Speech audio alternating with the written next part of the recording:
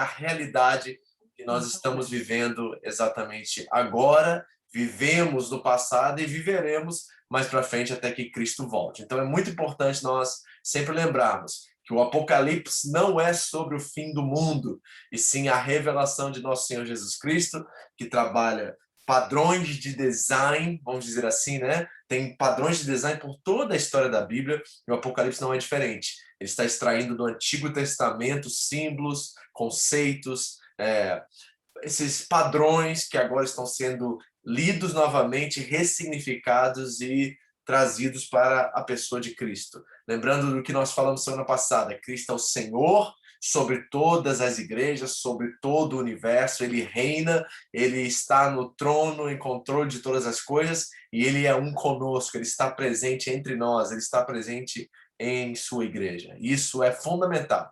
Lembrando que a carta do Apocalipse é uma carta de esperança, de perseverança para um povo que está sofrendo perseguições, né, passando por lutas. Se ela foi escrita antes do ano 70, a igreja está iniciando um período de perseguições que começou no reinado de Nero, a qual ele irá matar Paulo e Pedro, por exemplo, grandes pilares da igreja. E se ela foi escrita depois, né, mais próximo do primeiro século, no final do primeiro século, nós estamos durante o reinado de Domiciano, e quanto ao reinado de Domiciano, as perseguições já estavam bem severas durante esse tempo. A igreja realmente sofreu e estava agora recebendo cartas que trazem realidades espirituais, que revelam o que está por detrás da cortina, da dimensão entre Deus e a dimensão terrena. Então nós precisamos realmente pegar essa carta, entendê-la, e trazer os princípios e as verdades que ali estão escritas para que nós possamos viver também de forma coerente, de forma verdadeira em nossos tempos, e de forma que o Evangelho e o Reino de Deus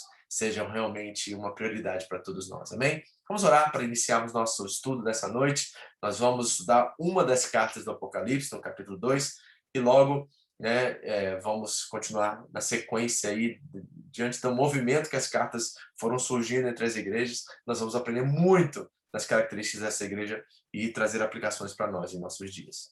Pai querido, muito obrigado pela oportunidade de estarmos reunidos aqui como igreja, estamos aprendendo como igreja, estamos sendo confrontados e inspirados a vivermos de forma relevante, corajosa, Pai, de forma ousada em nosso tempo, diante do nosso contexto, das dificuldades e dos caminhos que nós estamos trilhando também.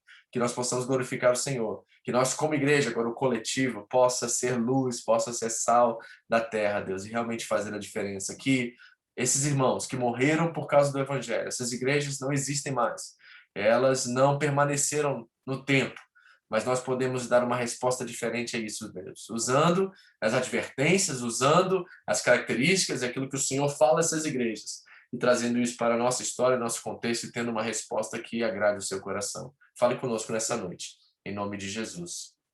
Amém. Amém? Vamos ao nosso esboço.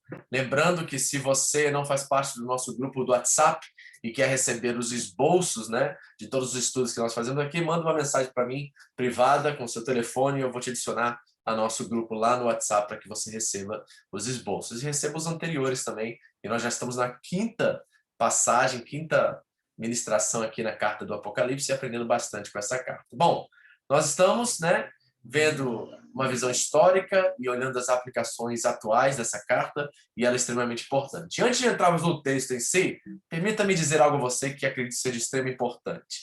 Você sabia que você é um apocalipse? Que você é chamado para imitar Cristo e resplandecer a luz de Cristo, o perfume de Cristo para as nações da terra? É isso mesmo, você é a revelação. Deus espera que você seja uma revelação clara e perfeita da última e final revelação de Deus, que é seu Filho Jesus. Hebreus 1, versículos 1 a 3 diz exatamente isso, que Deus se revelou aos antepassados, se revelou aos profetas e nos últimos dias se revelou através de seu Filho.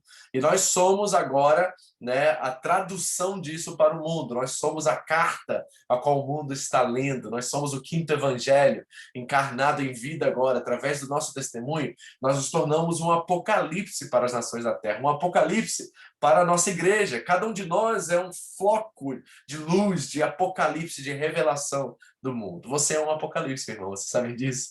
certo? Infelizmente, o mundo sequestrou a palavra Apocalipse, e nós vemos termos como Apocalipse zumbi, Apocalipse não sei de quê, certo? Como se fosse uma definição de final de mundo, final de tempos, mas na verdade não é isso que a Bíblia diz sobre o Apocalipse, é uma revelação.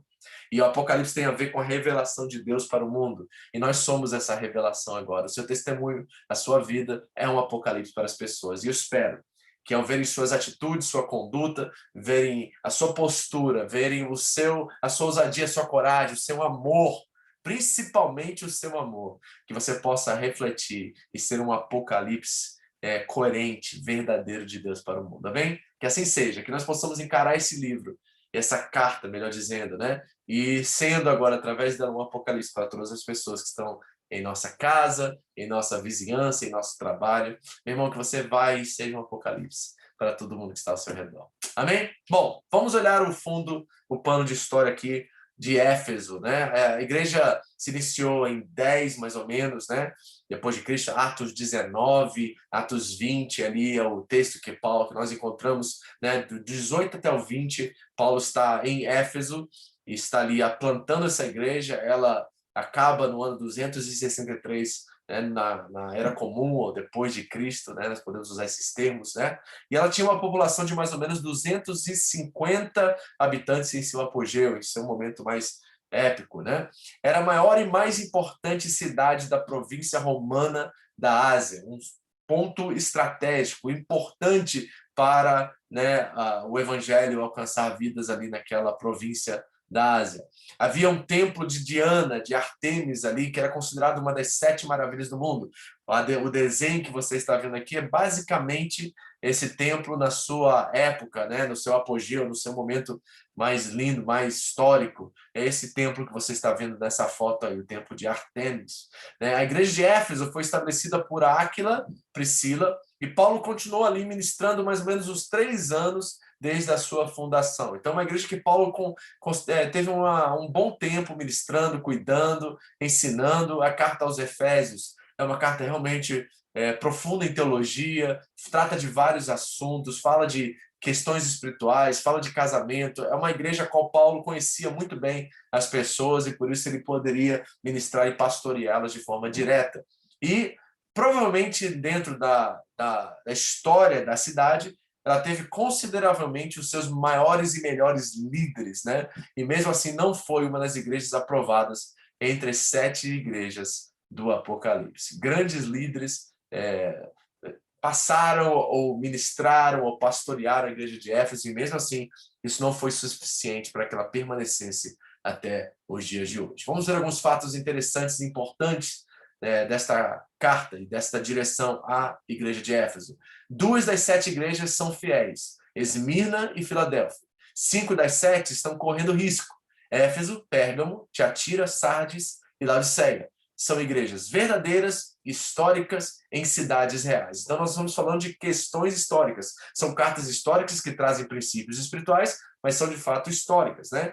E todas as cartas, como nós vimos semana passada, seguem uma forma literal de escrita muito parecida com as cartas imperiais da época postadas nas províncias ali da Ásia Menor. O capítulo 1 do Apocalipse trabalha a obra de Cristo, sua igreja, e os capítulos seguintes vão falar da palavra de Jesus para as igrejas. E quanto a esta igreja de Éfeso, ela teve Áquila, Priscila, Paulo, Apolo passou por lá, Timóteo, o filho na fé de Paulo, foi um dos seus pastores, e dizem os pais da igreja, né, dentro dos escritos dos pais da igreja, que João, apóstolo João, esse mesmo que escreveu o Apocalipse, pastoreia a igreja por muito tempo. Seu discípulo direto, Irineu, escreve sobre essa participação de João dentro de Éfeso e dentro da igreja aos Efésios, né? Então é importante sabermos que ela teve tremendos líderes, homens cheios do Espírito Santo, e mesmo assim ela não permaneceu. Isso já é um alerta para nós, um cuidado que nós temos que ter, porque às vezes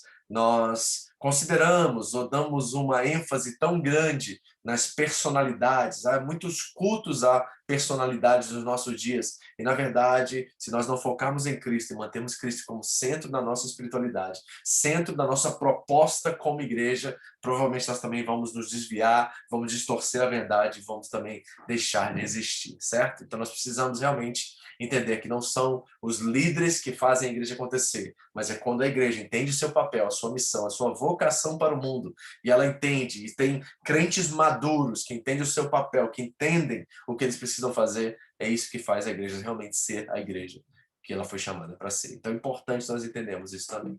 Amém? Isso é fundamental. Bom, vamos lá. Vamos ler agora o texto que irá nos apresentar aqui os cuidados, os elogios e as propostas que o próprio Senhor Jesus, lembrando que esta é a revelação, é uma revelação do nosso Senhor Jesus Cristo, é um todo, né? Não são partes, não são pedaços, não são inúmeras cartas e correspondências, mas é a revelação do nosso Senhor Jesus Cristo, e aqui ele dá uma direção direta à igreja de Éfeso. Diz assim o Apocalipse capítulo 2, versículos de 1 a 7. Escreva esta carta ao anjo da igreja de Éfeso. Esta é a mensagem daquele que segura na mão direita as 7 estrelas, daquele que anda entre os 7 candelabros de ouro. Sei de tudo o que você faz, vi seu trabalho árduo e sua perseverança, e sei que não tolera os perversos. Examinou as pretensões dos que se dizem apóstolos, mas não são, e descobriu que são mentirosos. Sofreu por meu nome com paciência, sem desistir. Contudo, tenho contra você uma queixa. Você abandonou o amor que tinha no princípio. Veja até onde você caiu. Arrependa-se e volte a praticar as obras que no início praticava. Do contrário, virei até você e tirarei seu candelabro de seu lugar entre as igrejas. Mas há isto a seu favor. Você odeia as obras dos nicolaítas, como eu também odeio. Quem tem ouvidos para ouvir, ouça o que o Espírito diz às igrejas. Ao vitorioso, darei o fruto da árvore da vida, que está no paraíso de Deus. Amém? Bom, vamos lá. Vamos trabalhar essa carta e vamos ver alguns princípios que nos ajudam a pensar a igreja, a ser igreja também em nosso tempo. Diz assim o versículo 1. Escreva esta carta ao anjo da igreja em Éfeso. Nós já vimos na semana passada que há uma grande possibilidade, talvez eu possa colocar até uma porcentagem aqui de 90%, vou dizer assim, que aqui esse anjo da igreja se refere realmente a um ser angelical, um ser espiritual. Existem 77 menções de anjos no Apocalipse. E entre essas menções, 69 delas se referem a seres angelicais e não a seres humanos. Então, a maioria dos estudiosos vão dizer que nós estamos realmente aqui falando de seres espirituais, anjos que estão agora sob a direção do Espírito Santo e do nosso Senhor Jesus Cristo de cuidarem dessa igreja, de serem líderes que ministram sobre essas igrejas, sobre os seus líderes. Então nós temos aqui um conceito de que sobre cada igreja existe um anjo, né, um mensageiro do Senhor que guarda, que protege, que abençoa, que ministra os dons espirituais. E eu posso dizer isso sem medo de errar, que isso pode ser uma realidade para nós também. Acredito que seja uma realidade, que Deus cuida de nós como igreja e Ele colocou anjos para guardar a sua igreja e para cuidar dela e ministrar sobre ela. Então nós temos essa certeza, ou essa forma de ver a igreja como algo que pertence ao Senhor. Jesus, na carta aos Efésios, Paulo diz que ele é o cabeça da igreja, é o Senhor sobre ela, e ele estabeleceu seres que guardam, que protejam, que cuidam da sua igreja. Então nós estamos vendo aqui que claramente, né, esses 7 líderes e esses 7 escandeiros, né, são de fato as 7 igrejas e são os 7 anjos, 7 seres espirituais que são colocados ali para proteger, guardar e ministrar sobre a igreja. Lembrando que os anjos são seres ministradores, eles cuidam, guardam e protegem a igreja.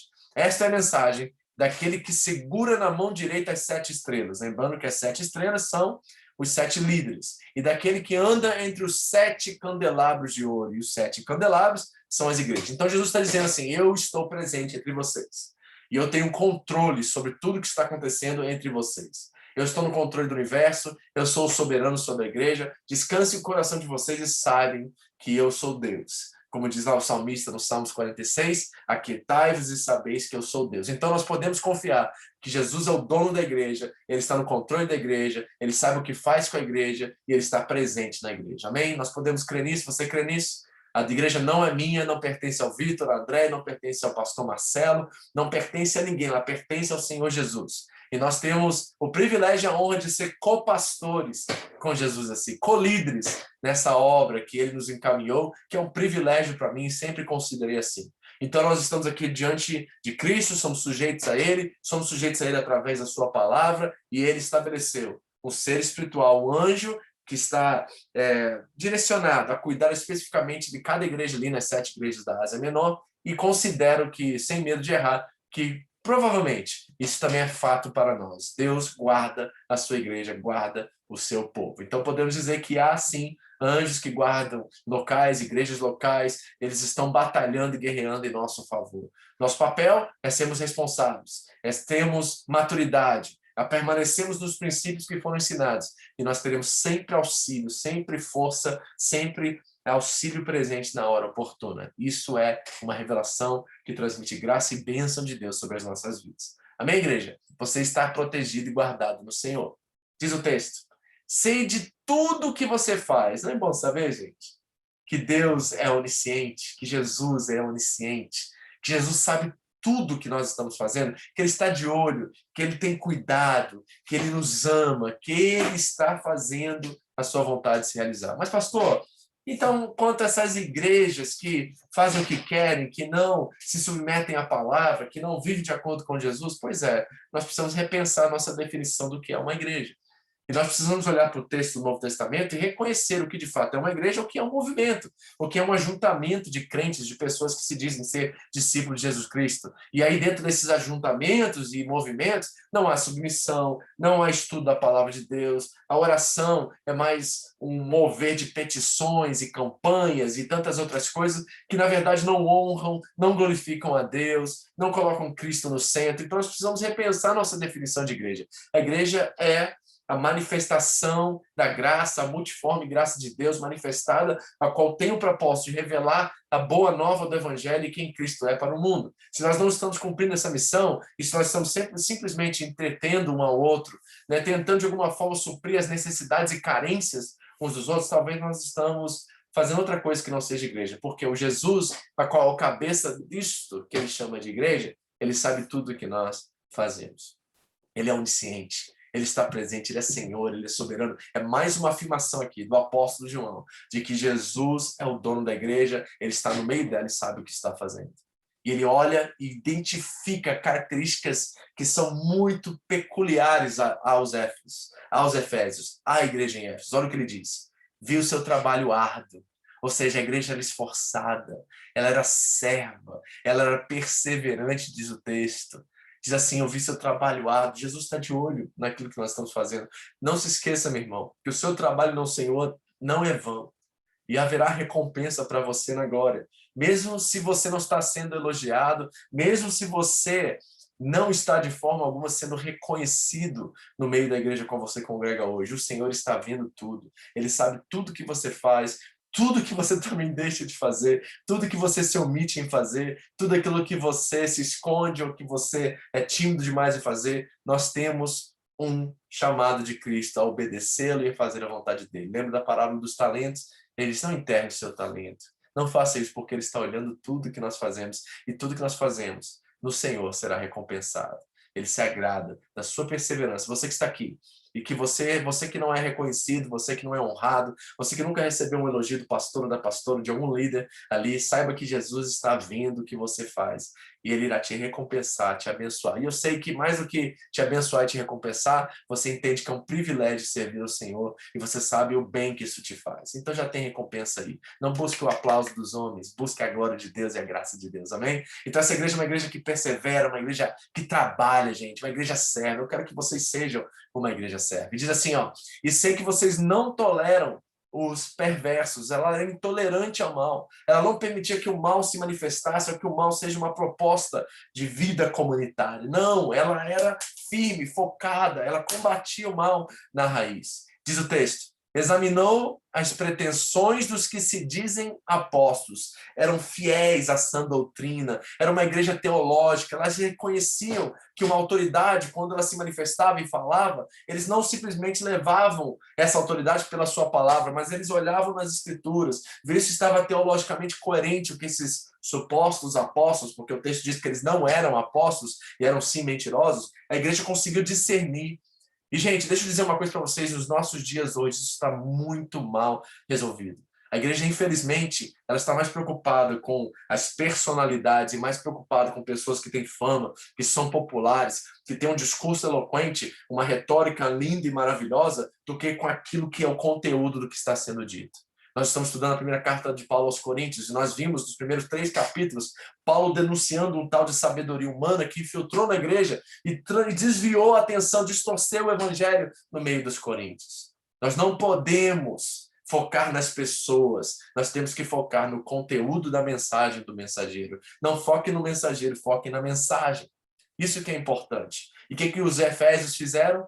Eles conseguiram discernir que alguns, embora tinham a pompa, tinham a autoridade, entre aspas, e se reconheciam, se auto-intitulavam apóstolos, eles não eram. Nessa questão de apóstolo nós já tratamos, já falamos em outros contextos, né? Nós sabemos que eu creio nesse momento, eu já falei, não sei se foi na carta ao Apocalipse ou no nosso estudo em Tiago, acho que foi em Tiago, que foi o texto que nós estudamos antes disso, de que eu creio que existem sim apóstolos nos nossos dias, mas eles não têm a mesma definição ou a mesma missão e vocação do que os apóstolos que nos entregaram a palavra de Deus. Não tem, certo?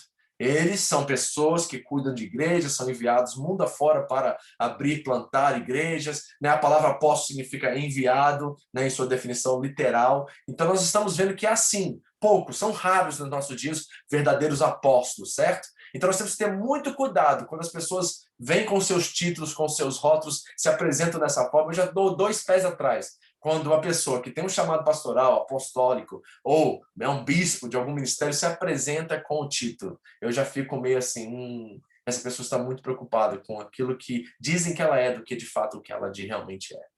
Então nós precisamos realmente sermos fiéis à sã doutrina, termos uma visão e um discernimento teológico, conhecemos a palavra de Deus para que, diante do discernimento, possamos reconhecer os que são e aqueles que não são. Tem muita gente que não é, a gente está falando que é.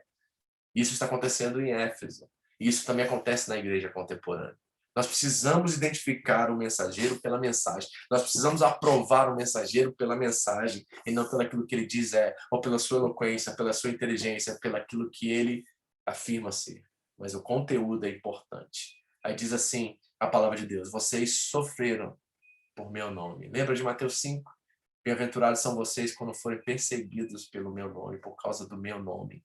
A igreja de Éfeso é bem-aventurada, porque ela sofre e ela permanece. Ela é paciente, longânima. É uma igreja que, embora esteja passando muita dificuldade, ela permanece. Gente, eu quero profetizar isso sobre a Home. Nós estamos vivendo um momento muito difícil. Nós estamos vivendo um momento a qual nós estamos distantes uns dos outros.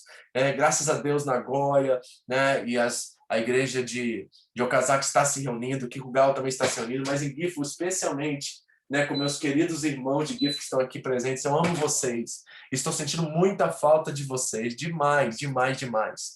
Mas eu sei que vocês perseverarão, eu sei que vocês vão permanecer focados, que vocês vão, né, não vão abrir mão da fé de vocês, vocês vão perseverar diante do sofrimento. Embora não seja nem comparável com aquilo que a igreja de Éfeso sofreu no início do 1º século, mas é um sofrimento que é contextualizado para nós. E também é sofrimento, também é distanciamento, também é difícil.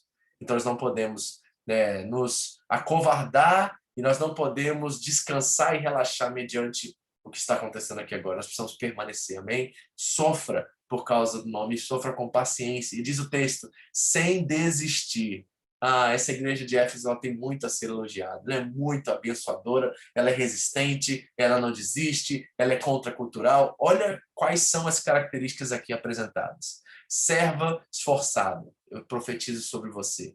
Perseverante, intolerante ao mal, fiel à sã doutrina, teológica, discerne bem as coisas. Ela considerou que se chamavam apóstolos e descobriu que eram mentirosos. Ela sofre, ela é paciente. E ela sofre por quê? Porque é difícil, gente, denunciar aqueles que não são. É contracultural você dizer que você não vai fazer aquilo que todo mundo está fazendo. E a igreja de Éfeso está nesse contexto de muita idolatria, imoralidade sexual.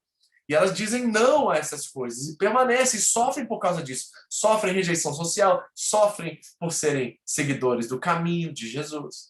Então nós temos que entender que nós também temos uma vocação e chamado a sofrer dentro do nosso contexto, a sermos longânimos e pacientes em nosso contexto, a não desistir, não importa o que venha pela frente, nós permanecemos. A igreja do Senhor Jesus, gente, você acha que ele não está no controle da pandemia? Você acha que ele não sabe o que está acontecendo aí? Será que ele não conhece o coração de cada um de vocês e sabe qual é o limite a qual você pode chegar? A Bíblia diz em 1 Coríntios 10:13 que não há tentação que não seja humana e Deus é fiel e não vos deixará ser tentado acima do que possais resistir, mas antes vos dará o escape para que possais suportar. Então Deus sabe, e Ele é fiel e não vos deixará ser tentado acima do que vocês podem resistir. Permaneça, não desista, resista. Sujeitai-vos a Deus, resistir ao diabo, disse Tiago, e ele fugirá de vocês. Então nós permanecemos. Assim como Éfeso, nós trazemos agora esses princípios e verdades que eram características presentes na igreja de Éfeso, e nós nos comprometemos também a brilhar a nossa luz, a fazer a diferença no nosso tempo. Em nome de Jesus. Amém? Continua o texto. Contudo, e aí vem a advertência, e aí vem aquilo que dói o coração do Senhor de ver a sua igreja perseverante, não desistente, né, irresistível, a não cumprir aquilo que é de forma íntegra, completa. Ele diz, contudo, tenho contra você uma queixa. Você abandonou o amor que tinha no princípio. O abandono do primeiro amor, na verdade, gente, é uma falta de entendimento teológico e uma falta de coerência entre aquilo que nós cremos e aquilo que nós vivemos. A igreja tinha um conhecimento, a igreja era destemida, ela era perseverante, ela era paciente, ela era sofrida, mas ela não conseguia, de certa forma, conectar o que ela cria, aquilo que era teologicamente correto, aquilo que era ortodoxo, né, com aquilo que era ortopraxia. Ou seja, a ortodoxia não estava conectada com a ortopraxia, a prática da fé. E faltava a ortopraxia naquela igreja. O texto diz assim, arrependa-se e volte não a pensar, e volte não a reconhecer, e volte não a discernir, volte a praticar as obras que no início praticava. Nós estamos falando de uma espiritualidade falsa, uma espiritualidade falha, melhor dizendo, né? Uma espiritualidade que não conecta o que está na mente com aquilo que é no coração e que move os braços e as pernas em direção ao outro em amor, certo? Então Jesus dá uma condenação para a igreja aqui, dá um alerta.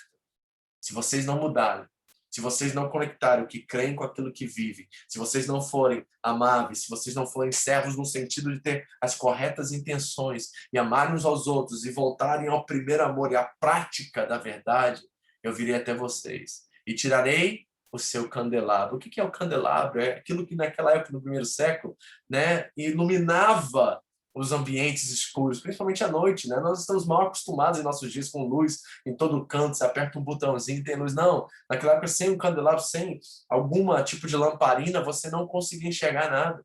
E Jesus está dizendo assim, olha, se vocês continuarem assim, eu vou remover a forma de vocês enxergarem e eu vou remover o candelabro do lugar de vocês entre as igrejas. Vocês vão deixar de existir, praticamente o que ele está dizendo.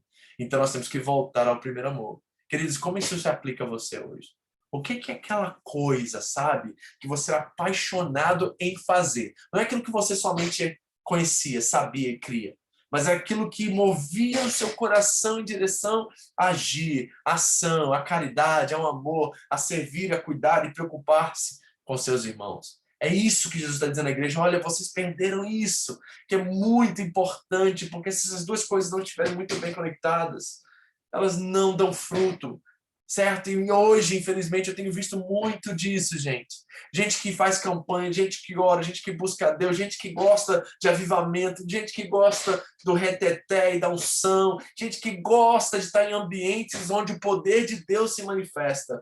Mas se o poder de Deus, presta atenção, se a manifestação do Espírito e o poder de Deus não nos leva a ter uma vida de coerência entre a nossa ortodoxia e a nossa ortopraxia, nós estamos simplesmente enganando-nos a nós mesmos. Onde você está extraindo isso, pastor? Tiago 1:22. Não seja somente ouvintes, mas praticantes da palavra, não enganando-vos a vós mesmos. Tem muito disso acontecendo hoje. As pessoas estão preocupadas com seus ajuntamentos, mas não estão vivendo o que aprendem nos seus ajuntamentos. Saem para casa, vão viver com suas famílias, vão viver nas suas vizinhanças e não vivem, não praticam, estão fechados em suas tribos, em seus grupos, em suas bolhas e não estão anunciando e vivendo de fato o evangelho nas coisas mais simples da sua vida. Não entendem a palavra como viva e eficaz e algo presente que deve ter fruto. Gente, se você não está dando fruto, a sua espiritualidade está mal resolvida. Se não há mudança e transformação na sua vida, na sua casa, nos seus relacionamentos, se você não vê progresso e mudança, lembra que Paulo diz que nós estamos sendo salvos, certo? Está ali no presente contínuo, ou seja, há um movimento, há uma ação a cada dia, um progresso na fé, uma maturidade sendo anunciada e vivida a cada dia mais. Se você não vê esse progresso, você não está crescendo, expandindo a sua consciência, vivendo de uma forma a qual Cristo está sendo visto e revelado, e o cheiro dele está sendo sentido na sua vida, a sua ortodoxia está causando mais mal do que bem. Isso está acontecendo em Corinto. A reunião deles, que deveria revelar, né, a Santa Ceia, o amor de Deus, o que Cristo fez por eles, estava fazendo mal, mais mal do que bem. Eles estavam reunidos, eles eram igreja, a igreja estava crescendo, mas no meio do crescimento da igreja, as pessoas estavam se tornando doentes, as pessoas não estavam vivendo a verdadeira fé, porque eles haviam abandonado o primeiro amor. Nós precisamos voltar, Paulo. O que Jesus diz? Arrependa-se e volte. A chance ainda, gente. É isso que o texto está dizendo. A chance para os efésios e a chance para nós em nossos dias também. Arrependa-se. É dobrar os joelhos no quarto e chorar com o Senhor por alguns momentos. É você entender que aquilo que você tinha fogo e paixão e você deixou de lado por causa de decepção, por causa de frustração, isso é normal, gente, grupo social, certo? Igreja, esses ambientes vão decepcionar você, vão frustrar você, mas nós não podemos perder aquilo que não foi dado por eles, não foi dado por aqueles que nos decepcionaram, foi dado por aquele que é perfeito, aquele que é imutável, aquele que nos ama e vai nos amar incondicionalmente, Jesus. Não abandone esse primeiro amor. Não é um amor pelo ativismo, não é um amor pelo ministério, é um amor por Cristo, porque quando o amor por Cristo está bem resolvido e nós sabemos que nós o amamos e ele nos amou primeiro, gente, as pessoas podem pisar no nosso pé, podem nos decepcionar, podem nos entristecer, mas essa verdade, ela é intacta, ela é imperfurável, ela é intransponível. Nós precisamos manter esse primeiro amor, certo? Versículo 6. Mas há isto a seu favor. É um elogio, é uma condenação. Essa igreja, ela chama a atenção de Jesus, né? Ele diz assim, ó, você odeia as obras dos nicolaítas, como eu também odeio. Quem são esses nicolaítas? Eles aparecem também, né, na carta escrita a Pérgamo. Super interessante isso. E dentro do contexto, nós vemos que eles eram, provavelmente, nós não temos uma ideia clara disso. Os estudiosos anunciam várias coisas. Uns dizem que eram discípulos de Nicolas, que foi um dos 7, que foi levantado lá em Atos capítulo 6, e se tornou um herege, e aí esse grupo se levantou e começou a se auto-intitular como os nicolaítas. Eu já li alguns, sabe, estudiosos sérios sobre o assunto, e a maioria deles diz que isso, na verdade, era uma lenda que começou a surgir no meio do seio da igreja do primeiro século, e na verdade não tem nada a ver com Nicolas, aquele que foi o primeiro levantado ali para servir as mesas enquanto os apóstolos oravam, né, e pregavam a palavra. Não tem nada a ver com isso. Eu trouxe aqui porque é um fato histórico, certo? Então não eram esses discípulos de Nicolas ali, um dos 7 que foi levantado em Atos 6, tá? O F.F. Bruce, que é um dos grandes teólogos, né, e pensadores dos nossos tempos, ele disse que era um discípulo de um gnóstico herético chamado Cerinthus, certo? Mas não há comprovação, isso é uma dedução também. Foi o único que, na verdade, afirmou isso, então não sei de onde que ele tirou essa questão do contexto, mas o próprio texto nos dá algumas dicas de quem são os nicolaítas. E provavelmente o que eu quero afirmar para vocês é que era uma forma simbólica de João descrever uma característica, certo? Porque o nome Nicolaitas e o nome Balaque no hebraico, né, do Antigo Testamento, eles são muito parecidos e muito próximos um do outro, certo? E o que o nome Balaque quer dizer, certo? Está lá em Números 22, se você conhece a história, era um profeta que era corrupto, que vendia suas profecias para que era Balaque, né? E Balaão, né? Que foi que corrompeu ali um ao outro para que eles pudessem amaldiçoar Israel, e aí Deus abençoou Israel. Então eram profetas e homens corruptos daquela época, né, que tentavam dominar sobre as pessoas. E é exatamente o que Balaão e Balaque significa no antigo, né, no hebraico. Significa que eram pessoas que dominam sobre outras.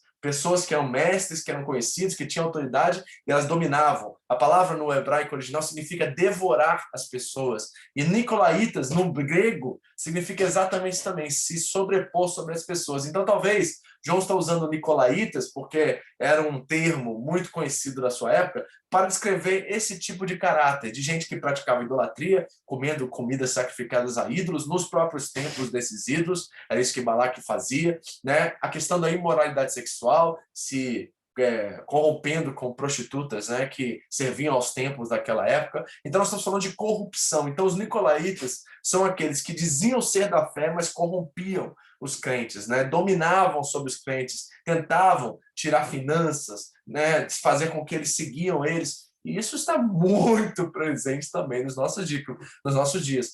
Você pode enxergar isso provavelmente, ou exatamente, melhor dizendo, né, nas televisões do Brasil nas madrugadas. Nós vemos muitos nicolaítas aí buscando, através da corrupção, enganar as pessoas, tentando extrair delas dinheiro e promessas falsas que não se cumprem. Isso está acontecendo nos nossos dias. Então, os nicolaítas não estão muito distantes da nossa realidade. E o que nós precisamos? Os efésios, eles odiavam as obras dos nicolaítas. E será que nós temos discernimento espiritual para reconhecer e também nos afastar, nos distanciar e até denunciar esses que usam da fé como negócio, que corrompem a fé? Pastor, não se deve julgar os irmãos, não é isso que o texto lá em Mateus 7 diz que nós não devemos julgar de forma hipócrita. Então nós temos que ter discernimento e sabedoria. Nós temos que saber o que é certo e o que é errado. Sabe, você precisa orar e buscar a Deus e ser uma pessoa espiritual para que você, diante de uma reunião, diante de visitar uma igreja, diante de um YouTube da vida, um vídeo de YouTube, você tenha discernimento imediatamente de que aquilo que está sendo dito tem uma intenção correta, está realmente revelando para ser a palavra de Deus e tem os propósitos corretos pelo qual os princípios teológicos são estabelecidos, ou se você está sendo simplesmente enganado por um desses que corrompem. E Jesus diz que também odeia esses e elogia a igreja por odiá-los. Então reparem que nós estamos falando de uma linguagem muito forte e presente, que Jesus odiava esse movimento que estava presente também na igreja de Pérgamo. Então é um tipo de gente que se levanta para corromper a igreja e os irmãos, levá-los a segundas intenções e a viver de forma corrupta, né, buscando a idolatria, imoralidade sexual, né, e uma fé de barganha comercial e etc. Isso está muito presente, gente. Você tem discernimento? Você consegue ouvir uma pregação no YouTube hoje, discernir se aquilo que está sendo dito é de fato verdade bíblica, né, espiritual, que abençoa de verdade? Porque eu reconheço, e vou ser bem sério com vocês como pastor aqui, e cada coisa que eu vejo ser compartilhado nas redes sociais, às vezes de membros da nossa igreja, que eu fico atordoado, eu fico assim em choque de saber que uma pessoa é capaz de dizer isso, compartilhar um meme, ou compartilhar o que se acha, né, ser um princípio espiritual, uma frase de efeito evangélica, e não tem a mínima noção do que ela está compartilhando. Eu já vi crente compartilhar corrente, né, que manda nos e-mails aí, que manda nos Facebook, né, envia essa frase aqui para 10 pessoas ou você vai ser amaldiçoado. E os crentes compartilhando, né, e não tendo discernimento das coisas. Você tem discernimento? Se hoje um tipo de nicolaíta se apresentasse na nossa igreja com uma proposta de vida especial para você, de dinheiro, uma proposta de você ficar rico, de você buscar a Deus por fins egoístas, individualistas, se você teria discernimento para saber se isso é de Deus ou não é de Deus, você saberia imediatamente o que realmente é verdade e o que não é? Um dos dons que nós vamos estudar a partir de semana que vem é um dom de discernimento de espíritos. E nós, como igreja, precisamos desse dom, de discernir as coisas e saber, peraí, isso aí não é de Deus, não. Não, eu não aceito isso, não quero isso, não vou me envolver com isso. Certo? E nós, como pastores, nós precisamos muito dos dons da igreja, dos irmãos, para que eles também vejam. Porque pode ser que eu não tenha discernimento sobre a área, mas você que é irmão comigo, que é um comigo, que é família de Deus, que é corpo de Cristo comigo, tenha discernimento e possa, de certa forma, buscar em oração o meio de guardar e proteger a nossa família, a nossa igreja. Então é muito importante isso, sabe? E às vezes nós deixamos nas mãos dos apóstolos, dos bispos e dos pastores essa responsabilidade de proteger e cuidar da igreja. Sim, a igreja do Senhor Jesus. Sim, há um anjo que está cuidando da nossa igreja, mas você tem a responsabilidade, pelo dom espiritual que você tem, de discernir as coisas e proteger a sua família na fé. Em nome de Jesus, queridos. Que os nicolaítas não encontrem lugar entre nós. Sim, era uma coisa específica. Eu estou usando o termo aqui de forma, sabe, ambígua, vamos dizer assim, tá? Mas a representação da característica que eu quero dizer. Eram corruptos, idólatras, imorais, certo? E eles eram sutis na sua apresentação. Então, cuidado, tá? Com muita pregação com palavra de efeito aí, que tem pouco conteúdo, mas, uau! Eu estava ouvindo um dos pregadores aí outro dia. Eu falei assim, gente, como é que o povo consegue ouvir isso? E tá lá, 1 milhão, 3 milhões de visualizações. Eu fui olhar os comentários e falei assim, nossa, é boca de Deus. Eu falei assim, meu Deus, não tem nada de conteúdo nessa mensagem. É simplesmente frase de efeito, clichê evangélico e, sabe, autoestima. Muita autoestima, muita autoestima. Pode ser que os nicolaítas do nosso tempo sejam pessoas que estão anunciando um outro evangelho. E nós precisamos considerar isso como igreja, temos discernimento. Nós temos que ficar julgando todo mundo. Não estou falando disso, eu estou falando de você ter discernimento daquilo que te afeta, de aquilo que afeta a sua comunidade de fé. E não permitir que essas coisas aconteçam. Sabe, ter discernimento em meio das nossas reuniões. Nós vamos fazer uma reunião de oração, então nós temos que saber quais são os parâmetros e os padrões ao qual nós estamos representando a nossa fé, representando a nossa igreja e a palavra de Deus e o evangelho. Então é fundamental uma postura de maturidade, uma postura de firmeza. Isso está faltando demais, gente. A gente está bebendo e consumindo conteúdo evangélico a rodo e nós não estamos preocupados com aquilo que estamos sendo alimentados. Precisamos voltar a pensar sobre essas coisas, certo? E os nicolaítas, dentro desse texto, agora apontam para nós uma realidade a qual a igreja de Éfeso assumiu sua postura espiritual. Odiava esse tipo de proposta e barganha. E Jesus também odiava. Não é interessante isso? Vamos continuar. Versículo 7. Quem tem ouvidos para ouvir, ouça. Você tem ouvidos, meu irmão? Você está ouvindo o que a gente está falando aqui hoje? Porque às vezes a gente só também, sabe, ingere conteúdo e nós não estamos nem aí para o que nós vamos fazer com isso. Não há aplicação na nossa vida hoje. Nós simplesmente estamos ouvindo. Entra no ouvido, sai pelo outro. Esse que é o problema. E tem outra coisa. O texto está dizendo claramente que o Espírito fala às igrejas, não fala a indivíduos. A nossa fé não é individual. A salvação não é individual.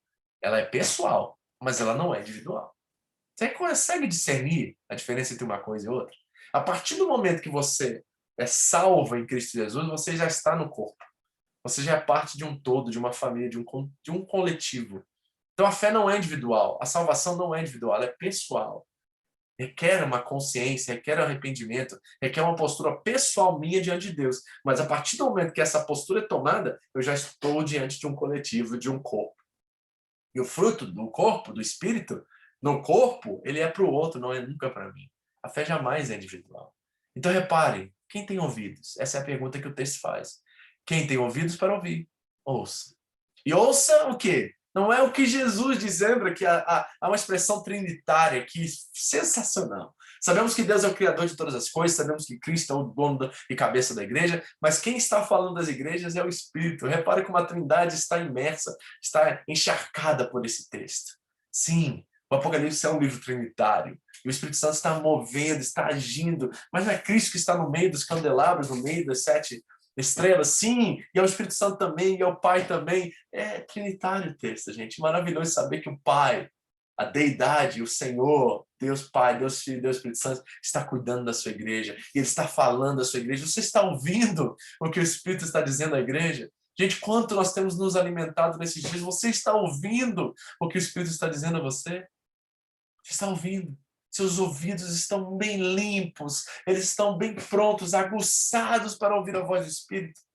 Em nome de Jesus, abra seus ouvidos, tanto físicos quanto espirituais, igreja. Nós precisamos ouvir mais. A gente fala demais, a gente tem muita informação e muito conteúdo, mas será que nós estamos ouvindo quem merece ser ouvido? Será que nós estamos ouvindo a voz do Espírito? Você tem ouvido o Espírito, não a sua consciência, não o seu coração é enganoso, você já sabe disso. Você está ouvindo o que o Espírito diz. Como é que o Espírito fala comigo, pastor? Através da sua palavra. Volte-se para a palavra em qualquer decisão, em qualquer momento. Volte-se para aquilo que é eterno, aquilo que é imutável, aquilo que é inerrante. Volte para a sua palavra e deixe o Espírito falar com você. O Espírito fala às igrejas, não fala a indivíduos. Ele usa indivíduos, mas ele fala à igreja. Por favor, adote uma postura diferente desse Deus fala comigo. Deus fala conosco, né? Olha como é que eu estou usando no plural. Deus fala conosco, porque quando Deus fala comigo, ele sempre tem alguém em mente. Ele sempre tem algo que eu preciso fazer por outro. A fé ela é outrocêntrica, gente. Ela não é egocêntrica. Então, sempre que Deus fala comigo, é uma ação em direção a alguém. Sempre que Deus se move em mim, Ele não se move simplesmente para abençoar e cuidar a mim. Eu sou sempre um canal que Ele irá usar para abençoar alguém. Tudo que eu faço em direção a alguém. Aí Ele diz, ao vitorioso. Quem são os vitoriosos? Você se considera um vitorioso? Você se sente um vitorioso? Pastor, minha vida, pois é, esse que é o problema. A sua perspectiva e a sua miopia está estragando a sua forma de enxergar quem Deus é na sua vida.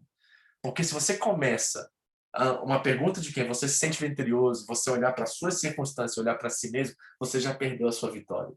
Porque o vitorioso não é aquele que vence na vida, é aquele que entende quem venceu por ele. Mas em todas as coisas somos mais do que vencedores por meio daquele que nos amou. É Jesus Cristo que é um vitorioso e nós somos vitoriosos nele. É sobre ele, é tudo sobre ele, a igreja é sobre ele, a carta do Apocalipse é sobre ele, a nossa vida é sobre ele. Ele é o vitorioso que nos concedeu vitória. E qual a vitória que nos concedeu, pastor? Diz o texto assim, ó, darei o fruto da árvore da vida que está no paraíso de Deus. Qual é o fruto da árvore da vida? É a vida eterna. Gente, nós temos uma promessa de vida eterna. Nós temos uma recompensa de vivermos a eternidade na presença desse maravilhoso Deus. Você tem ouvido? Você tem ouvido? Ou você está simplesmente adquirindo informações e passando, batendo aqui e saindo pelo outro lado? Você tem sido igreja? Você tem despertado para o que significa essa responsabilidade? Ou será que você está só pensando em você mesmo? Não tem coisa mais amaldiçoadora do que viver uma fé individual, do que viver uma fé egocêntrica, egoísta. Não existe, na verdade, é um oxímoro, né? É uma contradição de termos, fé, egoísta. As duas coisas não cabem. Você tem ouvido? O que o Espírito está dizendo a você nesses dias? Então nós vamos terminar aplicando. A primeira coisa que nós precisamos fazer é o que diz a carta aos Efésios. Voltem ao primeiro amor. Você abandonou o primeiro amor. Arrependa-se e volte. Ortodoxia sem ortopraxia é fé morta, é religião, é seco, é engessado, não tem fruto, não tem valor e vai te desgastar, te decepcionar e fazer você desistir. Se é tudo aqui na cabeça e nada em vida, você vai morrer espiritualmente. Outra coisa, ortopraxia sem ortodoxia, heresia. Eu sempre disse a vocês, alguns pedem até para repetir quando eu falo essa frase, mas eu vou repetir. Amor sem verdade não é amor. Verdade sem amor não é verdade. Amor sem verdade não é amor. Verdade sem amor não é verdade. Tá entendendo? Então, a ortopraxia, a prática, sem o respaldo, sem o aprofundamento, sem a verdade, é heresia. Porque você vai caminhar e viver de acordo com seus achismos. Você vai conduzir a sua fé de acordo com o que você pensa ou acha sobre certo assunto. Então é importantíssimo a ortodoxia. É importantíssimo conhecermos a vontade de Deus para que nós possamos fazê-la em ação, em caridade, em amor. Lembre-se que Paulo disse aos Coríntios, no capítulo 13, é um capítulo inteiro sobre o que adianta eu falar em línguas, eu dar todo o meu dinheiro aos pobres, se eu não tiver amor. Nada serei. Quando a ortopaxia e a ortodoxia se unem, aí nós temos ortopatia, que é um amor revelado em Cristo Jesus através de nós. Diz o texto de Santo Agostinho, se você crê somente naquilo que gosta no Evangelho e rejeita o que não gosta, não é no Evangelho que você crê, mas sim em si mesmo. Pegou? Tremenda essa frase, né? Então, o cultivo correto de sentimentos, de modo coerente com a espiritualidade, a transcendência e a fé, é o que nos faz viver ortodoxia, ortopraxia, algo que os efésios estavam tendo batalhas, estavam sendo desafiados e estavam tentando combater no meio da igreja. Eles não conseguiram. Será que nós vamos conseguir? Será que nós vamos ser capazes dos nossos dias de viver no primeiro amor, de não deixar a paixão que nos move a uma ação em direção a outra? Será que nós vamos ser uma igreja transformadora, relevante, ortodoxa, ortoprática, uma igreja que realmente faz a diferença e que brilha a luz de Cristo e não se acovarda, que diz aqueles que se dizem apóstolos, mas não são, que são mentirosos, que denunciam o mal, que denunciam o pecado, que não permite, certo? Que tirem a glória de Deus da igreja, que não permitem que, sabe, grupos e movimentos e coisas nos afastem da simplicidade e da sinceridade que há no Evangelho. Tem o texto de 2 Coríntios 11:3. Paulo diz assim, ó: eu temo que a astuta serpente roubou de vocês a simplicidade e a sinceridade em Cristo Jesus. Os coríntios dançaram. Tentaram aprofundar, tentaram, através da abundância de dons, serem espirituais. Vamos falar isso sobre semana. Esse domingo agora, Paulo começa o texto em 1 Coríntios 12 falando sobre pessoas espirituais. Ele diz assim, cuidado, não sejam ignorantes quanto a estes. Será que nós temos sido ignorantes, não tendo ouvido o que o Espírito diz à igreja? Nós precisamos despertar nisso, amém, igreja? Bom, nós vamos à parte de perguntas e respostas agora. Eu quero orar para a gente fazer isso. E se você está precisando voltar ao primeiro amor, lembra, não é um ativismo, sabe? Um mover desenfreado e fazer. Não, é uma coisa conectada com a outra. Sim, eu faço, sim, eu me desgasto, eu me desfaleço por amor a Cristo e pelo Evangelho em favor de outros, para abençoar, para servir, para cuidar de pessoas. Por isso vale a pena nos desgastar. Mas não deixe se tornar um ativismo seco, barato, mas algo que vem respaldado pela palavra de Deus, pela verdade, por conceitos que realmente transformam vidas. Uma coisa junto à outra. Não abandone o primeiro amor. Volte às velhas práticas, aquilo que nós fazíamos antes. Vamos orar. Pai, em nome de Jesus, nós te agradecemos nessa noite por esse tempo na tua palavra, por olhar para os nossos irmãos em Éfeso e sermos inspirados, confrontados, abençoados, Deus, por eles. E a nossa proposta de viver a igreja, a fé, aquilo que o Espírito nos diz, seja uma proposta ousada, corajosa, de realmente, Senhor, fazermos a diferença em nosso tempo e conectarmos, vivemos de forma coerente para transmitirmos, para sermos um outdoor, Deus, do Evangelho, da graça de Deus, do amor de Deus, para aqueles que precisam, que a nossa postura seja firme, que nós permanecemos focados, perseverantes, servos, que soframos por causa do seu nome, se for necessário, mas que a nossa paciência seja revelada através de cada desafio. Ajuda-nos, Senhor, em nome de Jesus. Amém. Amém? Alguém tem uma pergunta? Alguém tem um comentário? Alguém tem alguma coisa que gostaria de perguntar, falar? É a sua hora agora de você fazer isso. Tem alguém?